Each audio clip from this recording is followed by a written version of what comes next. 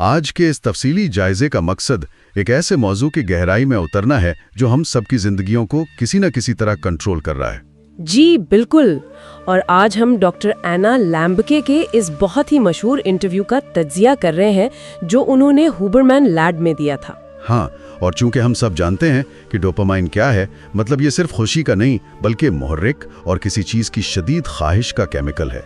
اس لیے ہم ان بنیادی باتوں کو دہرانے کے بجائے سیدھا اس بات پر آئیں گے کہ آخر مسلسل خوشی کی تلاش ہمیں اندر سے کھوکھلا کیوں کر دیتی ہے۔ بالکل صحیح کہا آپ نے، یہ جاننا زیادہ ضروری ہے کہ ایسا ہو کیوں رہا ہے۔ ذرا سوچئے، ہم سب جدید دور میں کسی نہ کسی چیز کے عادی ہیں، چاہے وہ ہر وقت فون دیکھنے کی عادت ہو، کام کی دھن ہو یا کوئی اور مشغلہ۔ اچھا، تو آئیے اس کو سمجھتے ہیں۔ یہ واقعی ایک بڑی گہری کشمکش ہے۔ اس ساری گفتگو کا اصل مقصد صرف یہ جاننا نہیں ہے کہ دماغ میں کیا ہو رہا ہے، بلکہ یہ سمجھنا ہے کہ یہ سب کیوں ہو رہا ہے۔ ہم ایک ایسی دنیا میں ہیں جہاں ہر چیز، ہر لذت ایک کلک کی دوری پر ہے۔ ہاں، بس ایک بٹن دبائیں اور سب حاضر۔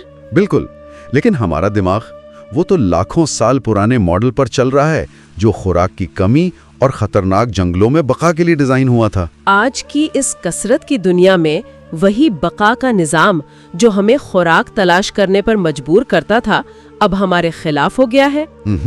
اور اسی بقا کے نظام کو سمجھنے کے لیے ڈاکٹر لیمبکے نے ایک کمال کا تصور پیش کیا ہے۔ انہوں نے اسے خوشی اور درد کا ترازو کہا ہے۔ ہاں، یہ ترازو والی بات بہت دلچسپ ہے۔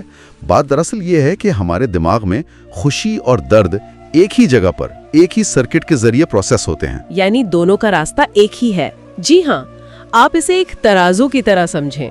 جیسے ہی ہمیں کوئی خوشی ملتی ہے، مثال کے طور پر آپ نے سوشل میڈیا پر کوئی تصویر لگائی اور اس پر درجنوں لائکس آ گئے، تو آپ کے دماغ کا ترازو خوشی کی طرف جھک جاتا ہے۔ یا پھر آپ نے چاکلیٹ کا ایک بڑا ٹکڑا کھا لیا، بالکل، ترازو خوشی کی طرف جھکے گا۔ لیکن یہاں سے کہانی ایک خطرناک موڑ لیتی ہے۔ وہ موڑ کیا ہے؟ وہ موڑ ہے دماغ کے ضد، جسے سائنس کی زبان میں ہومیوسٹیسس کہتے ہیں۔ آسان لفظوں میں کہیں تو دماغ کو ہر قیمت پر توازن چاہیے۔ وہ کبھی بھی اس ترازو کو دیر تک ایک طرف جھکا ہوا برداشت نہیں کر سکتا۔ تو وہ توازن واپس لانے کے لیے کیا کرتا ہے؟ توازن واپس لانے کے لیے دماغ فوراً ایک جوابی کارروائی کرتا ہے اور درد کے پلڑے میں وزن ڈالنا شروع کر دیتا ہے۔ تو اس کا مطلب ہے کہ وہ جو ہم ایک مزاحیہ ویڈیو دیکھنے کے بعد فوراً دوسری اور پھر تیسری ویڈیو دیکھنے کے لیے بے چین ہوتے ہیں، اور اگر اسکرین بند کر دیں تو ایک عجیب سی چڑچڑاہٹ اور خالی پن محسوس ہوتا ہے، کیا وہ دراصل درد کے پلڑے کا بھاری ہونا ہے؟ بالکل وہی ہے۔ وہ بے چینی، وہ طلب دراصل دماغ کی طرف سے ڈالا گیا درد کا وزن ہے۔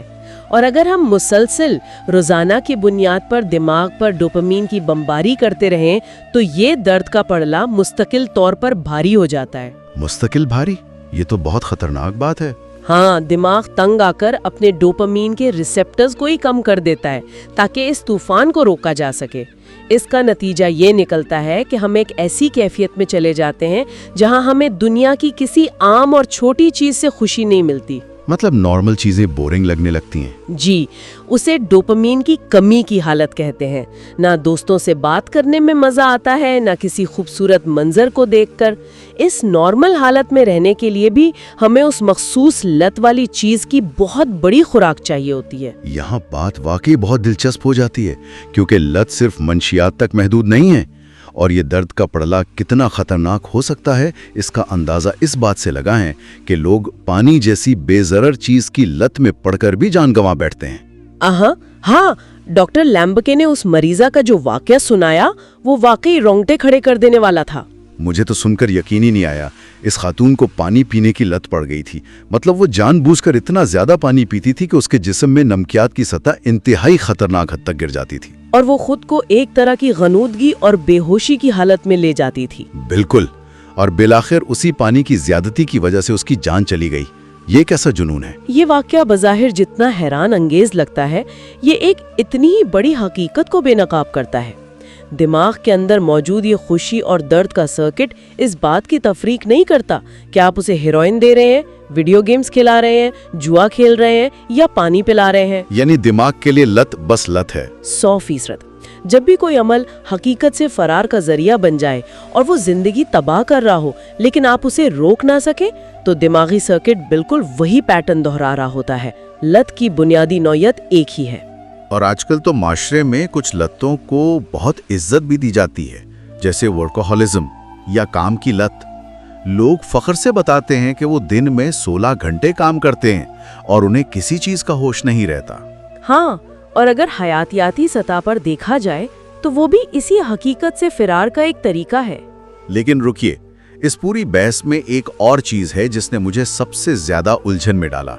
बचपन से तो हमें यही सिखाया गया है कि अपना पैशन या जज्बा तलाश करो, कोई ऐसा काम ढूंढो जिससे तुम्हें इश्क हो, तभी तुम कामयाब और खुश रहोगे। तो क्या ये सब महज एक फरेब था? फरेब नहीं तो कम से कम एक बहुत बड़ी गलत फहमी जरूर है। देखें, इंसानी जिंदगी इर्तकाई तौर पर हमेशा से एक सख्त जिद्दोजहद रही है। हाँ, सर्वाइवल का मसला रहता था। बिल्कुल, लेकिन आज हमारी जिंदगियां इतनी आसान हो गई हैं कि हमें महज जिंदा रहने के लिए कोई खास मुशक्कत नहीं करनी पड़ती।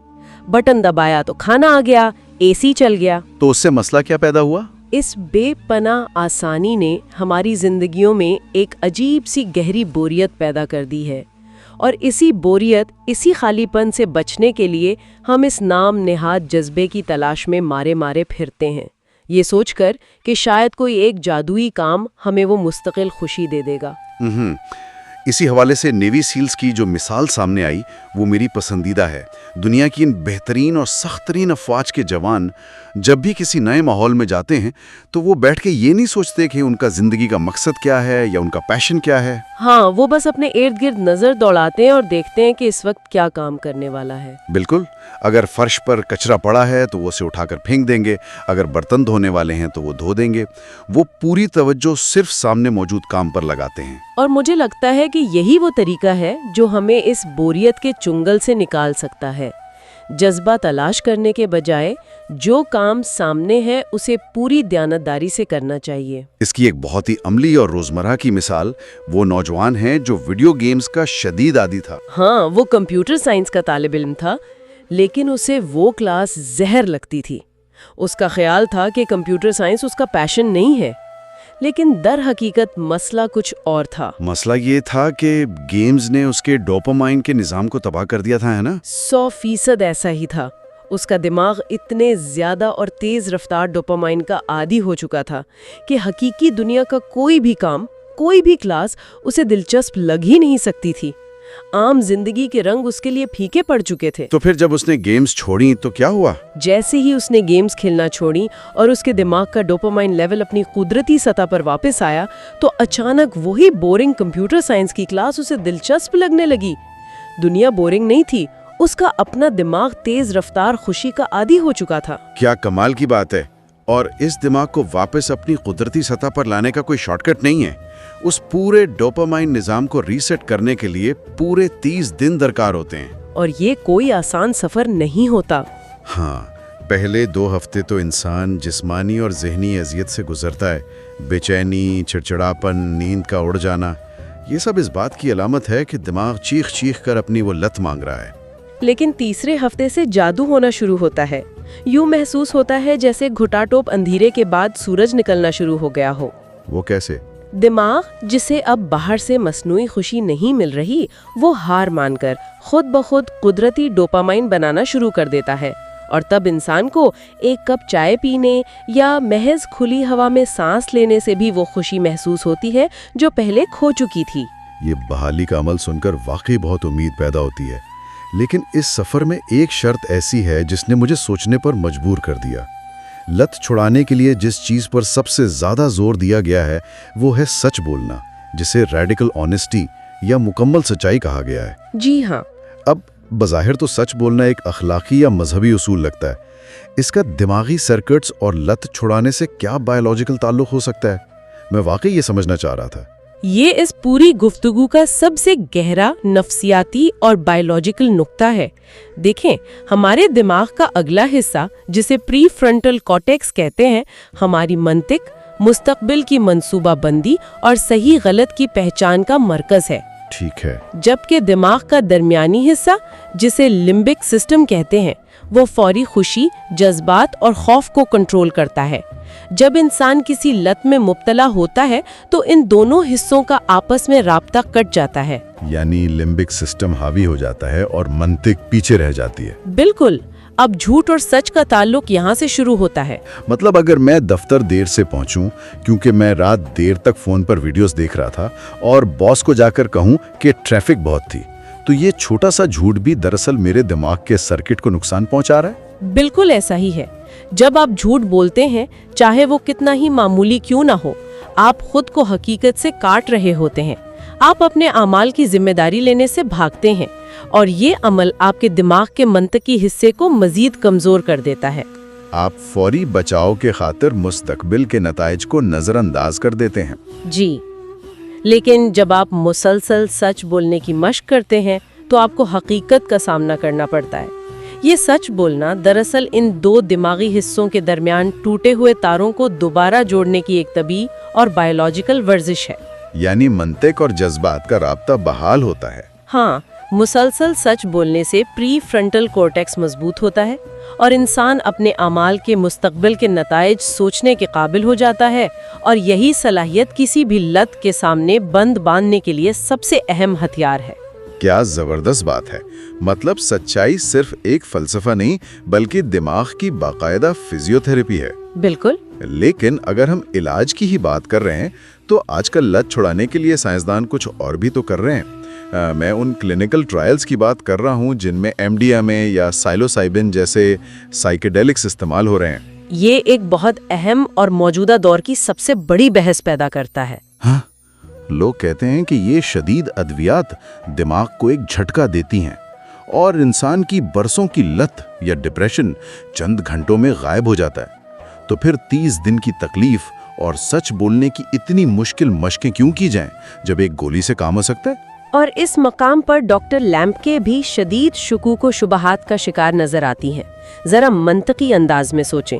جی، اگر ہم یہ جان چکے ہیں کہ دماغ میں ایک دم سے کیمیکلز کا سیلاب لانا، یعنی ڈوپامائن کا طوفان کھڑا کرنا ہی لت کی اصل جڑ ہے، تو پھر لت کے علاج کے لیے ایک ایسا طریقہ کیوں اپنایا جائے جو خود دماغ میں ایک شدید اور غیر فطری کیمیکل طوفان برپا کرتا ہو؟ یہ بات تو سوچنے والی ہے۔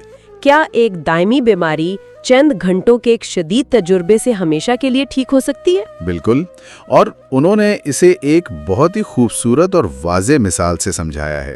انہوں نے کہا کہ فرض کریں آپ کو ایک پہاڑ کی چوٹی پر پہنچنا ہے۔ ایک طریقہ تو یہ ہے کہ آپ روزانہ تھوڑا تھوڑا پیدل چلیں، اپنے مسلز کو مضبوط کریں، موسم کی سختی برداشت کریں اور مہینوں کی محنت کے بعد چوٹی پر پہنچیں۔ یہ وہی 30 دن کی بحالی اور محنت والا طریقہ ہے۔ ہاں، اور دوسرا طریقہ یہ ہے کہ آپ ایک کیبل کار یا گونڈولا میں بیٹھیں اور چند منٹوں میں اڑ کر سیدھے چوٹی پر پہنچ جائیں۔ یہ سائیکیڈیلکس کا تجربہ ہے۔ اور اس کیبل کار کا خطرہ کیا ہے؟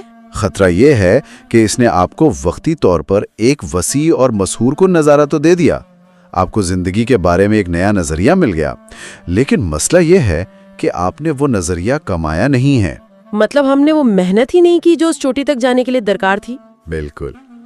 آپ کے اندر وہ مزاحمت، وہ استقامت اور وہ مسلز تو بنے ہی نہیں جو اس چوٹی پر کھڑے رہنے کے لیے ضروری تھے۔ اسے ہم بغیر محنت کی دانشمندی کہہ سکتے ہیں۔ جب آپ واپس زمین پر آئیں گے تو آپ کے پاس روزمرہ کی زندگی کی مشکلات سے نمٹنے کا کوئی نیا ہنر نہیں ہوگا۔ اور اس کا خطرہ یہ بھی تو ہے کہ کچھ لوگ جو بغیر کسی کلینکل اور ماہرانہ ماحول کے ان دوائیوں کا تجربہ کرتے ہیں، وہ روحانی بیداری تو کیا پائیں گے، الٹا ایک نئی اور زیادہ خطرناک لت کا شکار ہو جاتے ہیں۔ جی ہاں، یہ ادویات اگر بہت سخت طبی نگرانی میں استعمال ہوں تو شاید کچھ مریضوں کے لیے فائدہ مند ہوں، لیکن عام حالات میں ان کا اکیلے استعمال انتہائی خطرناک ثابت ہو سکتا ہے۔ یہ شارٹ کٹ ڈھونڈنا شاید ہماری سب سے بڑی کمزوری ہے۔ دماغی صحت میں شارٹ کٹس کے نتائج اکثر بھیانک ہوتے ہیں۔ ہمیں حقیقت کا اور درد کا سامنا کرنا ہی پڑتا ہے، اور اگر ہم حقیقت سے فرار کی بات کریں تو اس دور کا سب سے بڑا، سب سے خاموش اور سب سے عام فرار تو اس وقت ہماری اور آپ کی جیبوں میں رکھا ہے۔ آپ کا اشارہ یقیناً ہمارے اسمارٹ فونز اور سوشل میڈیا کی طرف ہے۔ جی بالکل۔ یہ بات واقعی خوفناک ہے کہ کس طرح سوشل میڈیا ایپس کو باقاعدہ ایک منشیات کی طرح ڈیزائن کیا گیا ہے۔ ان میں وہ تمام عناصر موجود ہیں جو ڈوپامین کو متحرک کرتے ہیں، بے تحاشا ورائٹی، کبھی نہ ختم ہونے والی اسکرولنگ اور لائکس کے نوٹیفیکیشنز جو ہمیں مسلسل ڈوپامائن کے چھوٹے چھوٹے قطرے پلاتے رہتے ہیں۔ ہم اس حد تک ان کے غلام بن چکے ہیں کہ ہمیں اندازہ بھی نہیں ہوتا۔ یاد کریں وہ وقت جب ڈرائیونگ کے دوران ٹیکسٹ کرنے سے لوگوں کو روکنے کی مہم چلائی گئی تھی جو بری طرح ناکام ہوئی۔ ہم اپنے فون کے اتنے عادی ہو چکے ہیں کہ ڈاکٹر لیمکے نے فون کو بالوں کا فیڈر قرار دیا ہے۔ اور یہ کوئی مبالغہ نہیں ہے، اسے نفسیات کی زبان میں انفنٹائل ریگریشن کہا جاتا ہے، جہاں بالغ انسان اپنے جذبات اور اپنے ہاتھوں پر قابو پانے کی صلاحیت سے محروم ہو گئے ہیں۔ مطلب ہم دوبارہ بچوں جیسی حالت میں چلے گئے ہیں؟ ہو جائے ویسے ہی آج کا انسان ذرا سی بوریت، پریشانی یا اکیلاپن محسوس کرتے ہی اضطراری طور پر اپنا فون اٹھا لیتا ہے۔ ہم اپنے خیالات اور جذبات کو پروسیس کرنے کے بجائے فوراً فون کی اسکرین میں پناہ ڈھونڈتے ہیں۔ تو اس کا حل کیا ہے؟ ہم صرف یہ تو نہیں سوچ سکتے کہ کل سے میں کم فون استعمال کروں گا۔ ارادے تو ہم روز کرتے ہیں لیکن وہ ٹوٹ جاتے ہیں۔ ارادہ کافی نہیں ہوتا، کیونکہ آپ کا ارادہ $1 ارب کی ان ٹیکنالوجی کمپنیوں کے خلاف لڑ رہا ہے جن کا واحد مقصد آپ کی توجہ چھیننا ہے۔ ہمیں جان بوجھ کر ارادی طور پر اپنے اور اس ڈیوائس کے درمیان جسمانی اور ذہنی رکاوٹیں کھڑی کرنی ہوں گی۔ جسمانی رکاوٹیں کیسے؟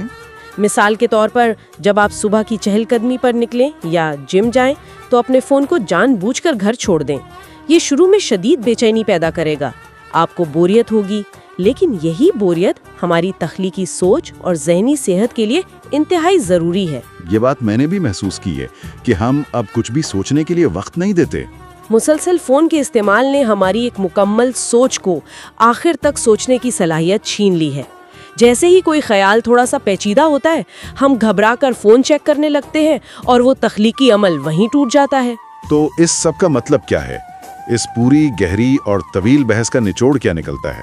نچوڑ یہی ہے کہ ہمیں اپنے دماغ کے ترازو کو متوازن رکھنا سیکھنا ہوگا۔ خلاصہ یہ ہے کہ ہمیں اپنی خوشیوں کے ذرائع کو خود محدود کرنا ہوگا۔ یہ جدید دنیا ہمیں ایک ایسے سیلاب میں بہا لے جانا چاہتی ہے جہاں صرف لطف اندوزی ہو، لیکن ہمیں زندگی میں تھوڑی بوریت، تھوڑی خاموشی اور تھوڑے درد کو برداشت کرنا سیکھنا ہوگا۔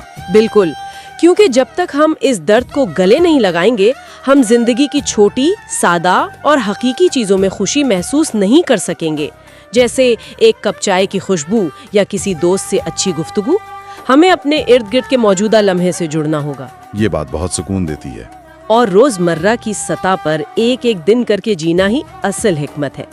جو کام آپ کے سامنے ہے اسے پوری توجہ اور دیانتداری سے کرنا، اپنے آپ سے اور دوسروں سے سچ بولنا اور فوری لذتوں کی قربانی دینا، یہی وہ طریقہ ہے جس سے ہم اپنی ذہنی صحت بچا سکتے ہیں۔ یہ علم واقعی انتہائی اہم ہے تاکہ ہم معلومات اور مصنوعی خوشیوں کے اس طوفان میں اپنا ذہنی توازن کھو نہ بیٹھیں۔ جب ہم جان لیتے ہیں کہ ہمارا دماغ کیسے کام کرتا ہے تو ہم اس کی کمزوریوں کا شکار ہونے کے بجائے اسے بہتر طریقے سے استعمال کر سکتے ہیں۔ یہ ساری باتیں سن کر میرے ذہن میں ایک عجیب سا اور سچ کہوں تو تھوڑا سا خوفناک خیال آ رہا ہے۔ وہ کیا؟ ہم نے آج یہ سیکھا کہ ہمارا دماغ ہر اس چیز کے خلاف مزاحمت کرتا ہے جو ہمیں بے پناہ اور فوری خوشی دیتی ہے۔ وہ توازن برقرار رکھنے کے لیے فوراً درد کا پلڑا بھاری کر دیتا ہے۔